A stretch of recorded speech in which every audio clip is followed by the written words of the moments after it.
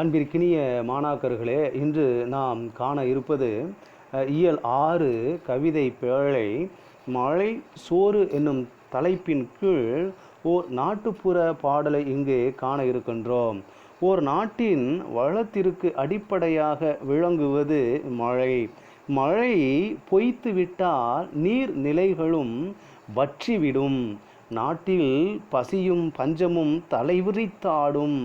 அத்தகைய காலங்களில் மழை வேண்டி மக்கள் வழிபாடு செய்வர். அத்தகைய வழிபாடின் போது பாடப்படும் பாடல் ஒன்றை அறிவோம் வாருங்கள்.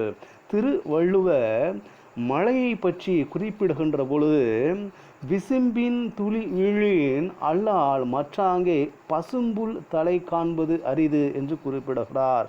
மழை இல்லை என்றால் பூமியில் ஒரு புல் கூட முளைக்காது என்றும் பொருளில் அக்குறளை அவர் வெளிப்படுத்துகிறார். இங்கே நாட்டுப்புற இலக்கியம் என்று சொல்லக்கூடிய நாட்டுப்புற பாடல்கள் வாய்மொழியாக நாட்டுப்புற மக்கள் இட்டுக்கட்டி மெட்டுக்கட்டி பாடக்கூடிய ஓர் பாடலை தான் இங்கே நாம் காண இருக்கின்றோம். மழை பொய்த்ததால் மக்கள் வருந்தி பாடுகின்றனர். அப்பாடலை காண்போம். வாளியிலே மாக்கரச்சி, வாளியிலே மாக்கரச்சி, வாசலெல்லாம் கோலம் போட்டு, வாசலெல்லாம் கோலம் போட்டு, கோலம் கரையவில்லை, கோலம் கரையவில்லை, கொள்ளை மழை பேயவில்லை, கொள்ளை மழை பேயவில்லை என்று குறிப்பிடுகிறார்கள். அதாவது வாசலில் மாக்கரைச்சி என்றால் மாவு, மாவை கரைத்து, வாளியில் மாவை கரைத்து வாசலிலே கோலம் போடுவார்களாம். அந்த கோலம் கரையவில்லை, அந்த கோலம் கரைந்து போகவில்லை, மழை பொழிந்து கரைந்து போகலை, அப்படியே இருக்குது என்று முதல் பத்தியிலே அந்த செய்தியை குறிப்பிடுகின்றார்கள். பிறகு பானையிலே மாக்கரைச்சி, பாதையெல்லாம் கோலம் போட்டு, கோலம் கரையவில்லை, கொள்ளை மழை பேயவில்லை என்று குறிப்பிடுகிறார்கள். அதாவது அடுத்தபடியாக பானையில் மாவை கரைத்து பாதையெல்லாம் கோலம் போடுறாங்க, அந்த கோலமும் கரையலை, அப்படியே இருக்குது. அப்படி என்றால் என்ன பொருள் என்றால் மழை பொழியவில்லை என்று குறிப்பிடார்கள். அடுத்தபடியாக கல் இல்லாத காட்டில் தான் கடலை செடி போட்டு வச்சோம், கல் இல்லா காட்டில் தான் கடலை செடி போட்டு வச்சோம், கடலை செடி வாட வாட ஒரு கனத்த மழை பெய்யவில்லை என்று குறிப்பிடுகிறார்கள். அதாவது கல் இல்லாத பகுதிகள், அதாவது கரிசல் மண் பகுதிகளில் கடலை செடி அங்கே விதைய வைப்பார்கள். அதாவது வானம் பார்த்த பூமி என்று குறிப்பிடுவார்கள், நீர்நிலைகள் குறைந்த இடம் என்று குறிப்பிடுவார்கள். அந்த இடத்துல கூட ஒரு சிறு மழை அங்கே பெய்யலை என்று வருத்தப்படுகிறார்கள். அடுத்தபடியாக முள்ளு இல்லா காட்டில் தான் முருங்கைச்செடி நட்டு வச்சோம், முருங்கைச்செடி வாட வாட ஒரு முத்து மழை பெய்யவில்லை அப்படின்னு குறிப்பிடுறாங்க. அதாவது முள்ளில்லா காட்டில் ஒரு முருங்கை செடி வச்சுருக்கிறாங்க, அதெல்லாம் கொஞ்சம் தான் அப்படி வளர்ந்துருக்கு, வளர்ந்த அந்த முருங்கை செடி வாடி போகுது, அதை பார்த்து கூட அந்த வானத்து மழை ஒரு முத்து மழை, ஒரு சாரல் மழை கூட பெய்யலையே என்று வருத்தப்படுகிறார்கள். அடுத்தபடியாக கருவேல காட்டில் தான் கனமழையும் இல்லாமல் காட்டு மல்லியும் பூக்களையே காததூரம் மணக்கலையே. அதாவது கருவேலங்காட்டில் என்ன பண்ணியிருக்கிறாங்க, மல்லி செடி நட்டு வச்சுருக்கிறாங்க, அதிலிருந்து மனம் வீசாமல் இருக்குது. மல்லிச்செடி அப்படின்னாலே உங்களுக்கு தெரியும், ஒரு 10 அடி தூரத்துக்கு வந்துட்டாலே அந்த வாசனை உங்களுக்கு, அந்த மனம் என்பது அனைவருக்கும் அது நுகர முடியும். அந்த மழை கூட, சிறு மழை கூட இல்லாமல் அதுவும் மணக்க மாட்டேங்குதே என்று வருத்தப்படுகிறார்கள். அடுத்தபடியாக காட்டு மல்லி வேலியில் கனமழையும் இல்லாமல் காட்டு மல்லியும் பூக்களையே காததூரம் மணக்கலையே. அதில் போட்ட அந்த மல்லி பூக்கவும் இல்லை, பூத்தாதானே மணக்கும். அப்போ பூக்கணும் அப்படின்னா என்ன தேவை, மழை நீர் தேவை இல்லையா, அதனால் அதுவும் அங்கே நடக்கலை என்று குறிப்பிடுறாங்க. பிறகு மானத்தை நம்பி நாங்கள், அதாவது இங்கு வானம் என்பதை தான் பேச்சு வழக்கில் மானம் என்று குறிப்பிடுவார்கள். அதே இங்கே பயன்படுத்தியிருக்கிறாரு ஆசிரியர். மானத்தை நம்பி நாங்கள் மக்களை தான் பெற்றெடுத்தோம். அதாவது இந்த வானத்திலிருந்து விழக்கூடிய மழை நீரை நம்பி தான் நீங்கள் பிள்ளைகள், இங்கே மக்கள் என்றால் அவர்களுக்கு பிறந்த பிள்ளைகளை குறிப்பிடுகிறார்கள். மக்களை நாங்கள் பெற்றெடுத்தோம், மானம் செய்த பாவமுங்க மக்கள் பசி தீரலையே. மழை நீர் பொழிந்தால்தானே விளைச்சல் விளையும், அந்த உணவை எடுத்து நாங்கள் உண்ண முடியும், பசியாற முடியும். என் பிள்ளைகளும் பசி தீரலையே. கலப்பையை பிடிக்கும் தம்பி கை சோர்ந்து நிற்கிறானே. கலப்பையை பிடிக்கும் தம்பி கை சோர்ந்து நிற்கும் தம்பி. அதாவது பசியில் அவன் கலப்பையை பிடிச்சி ஏறு ஓட்டிக்கிட்டு போகிறான்.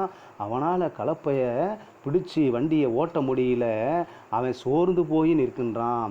ஏற்றம் இறைக்கும் தம்பி ஏங்கி மனம் தவிக்குதம்மா. அதாவது ஏற்றத்தை இறைக்கிறான், அதாவது தண்ணீரை மொண்டு ஊற்றி கொண்டு இருக்கிறான். அவனும் பசியில் அவனால் அந்த வேலையும் செய்ய முடியல, அவனும் ஏங்கி போய் தவிக்கிறான். இதற்கெல்லாம் என்ன காரணம்? ஊரில் வறுமை, மழை இல்லை. அப்போ என்ன பண்ணலாம் நம்ம? சரி, மழை இல்லை, இந்த ஊரில் இருக்கிறது நமக்கு இன்னும் கஷ்டம், இன்னும் பிள்ளைகள்லாம் இறந்து போயிடுவாங்க, நம்ம எங்கே போயிடலாம்? இந்த ஊரை விட்டே கிளம்பிடலாம் அப்படின்னு முடிவுக்கு வந்துட்டாங்க. உடனே கண்மணியே, பெண்டுகளே, குழந்தைகளே, பெண்களே,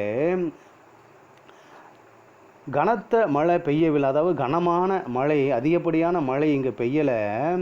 கதறி அழுது விட்டோம், நம்ம கதறி அழுது இறைவன்ட்ட வேண்டிட்டோம், ஆனால் மழை பெய்யலை. கடிமழையும் அப்படின்னா அதிகப்படியான மழை பெய்யவில்லை.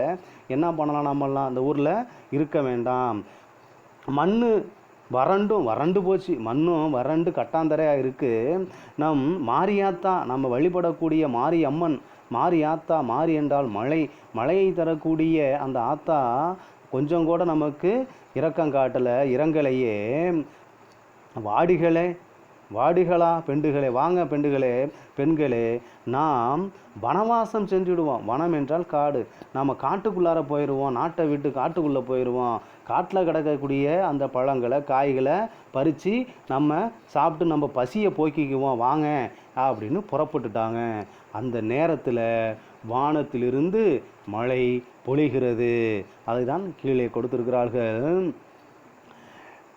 பெய்யுதையா பெய்யுது, பேய் மழையும் பெய்யுது. மழை அப்படியே கொட்டுன்னு கொட்டுது. ஊசி போல கால் இறங்கி, ஊசியாக கால் இறங்கி உலகமெங்கும் பெய்யுது. இவர்கள் வேண்டுதலை கேட்டு உலகமெங்கும் ஊசி மழை பெய்கிறது. பிறகு சிட்டு போல மின்னி சிட்டுகள் போல மின்னல் போல மின்னி சீமை எங்கும், உலகம் முழுவதும் பெய்யுது. சீமை எங்கும் பேய் மழையும் செல்ல மழை பெய்யுது. எங்களுக்கு அது செல்லமான மழை பெய்யுது. அதனால் நம்ம என்ன வேண்டாம், அந்த ஊரை விட்டு போக வேண்டாம் என்று முடிவெடுக்கிறாங்க. இப்பாடலை நமக்கு தொகுத்தளித்து தந்தவர் பழந்தமிழர் வழிபாடு மரபுகள் என்னும் நூலில் உள்ள கொங்கு நாடு மலைச்சோறு வழிபாடு என்னும் கட்டுரையிலிருந்து இப்பாடல் எடுக்கப்பட்டுள்ளது. இந்நூலின் பதிப்பாசிரியர் கௌரன் என்பவராவார். இப்போ வழிபாடு முறைகள் என்பது எப்படி இருந்தது அப்படின்னா, நீங்கள் பார்த்துருப்பீங்க, மழையை வேண்டி கழுதைக்கும் திருமணம், நாய்க்கும் திருமணம், வழிபாட்டு முறை மண் சோறு சாப்பிடுதல் என்று இந்த முறைகளெல்லாம் செய்துக்கிட்டு வருவாங்க. அதை நீங்கள் பார்த்துருப்பீங்க. மழை பெய்யாமல் ஊரில் பஞ்சம் ஏற்படும் காலங்களில் சிற்றூர் மக்கள் ஒவ்வொரு வீடாக சென்று உப்பில்லா சோற்றை ஒரு பானையில் வாங்கி ஊர் பொது இடத்தில் வைத்து அச்சோற்றை அனைவரும் பகிர்ந்து உண்பர். இதை பார்த்த வானம் வருத்தப்பட்டு என்ன பண்ணுமா, மழை பொழியும் என்னும் காரணத்திற்காக இதை செய்வார்கள். கொடிய பஞ்சத்தை காட்டும் அடையாளமாக, நாங்கள் கொடிய பஞ்சத்தில் இருக்கோம், பசியில் இருக்கோம் என்பதை காட்டும் அடையாளமாக நிகழும். இதனை கண்டு வானம் மனம் இறங்கி மழை பெய்யும் என்பது மக்களின் நம்பிக்கை. இந்நிகழ்வை மழைச்சோறு நோன்பு விரதம் என்றே குறிப்பிடுவார்கள். எனவே அன்பிற்குரிய மாணாக்கர்களே, நீங்கள் நம்பிக்கையுள்ள மாணவர்களாக இருக்க வேண்டும். அதாவது எந்த சூழ்நிலையிலையும் நீங்கள் இறை நம்பிக்கை உடையவர்களாக, இறை வழிபாடுகளின் ஈடுபாடு உடையவர்களாக இருக்க வேண்டும். சோர்ந்து போய்விடக் கூடாது என்பதை உணர்த்தும் விதமாக அக்காலத்தில் நாட்டுப்புற வாழ்க்கை முறையை பற்றி, அவர்கள் வாழ்ந்த வழிகளையும் பற்றி இப்பாடலின் மூலம் மலை சோறு என்னும் தலைப்பின் கீழ் ஒரு நாட்டுப்புற இலக்கியமாக இப்பாடப்பகுதி அமைந்திருக்கு. படித்து இன்புறுமாறு உங்களை அன்போடு கேட்டுக்கொள்கின்றேன். நன்றி.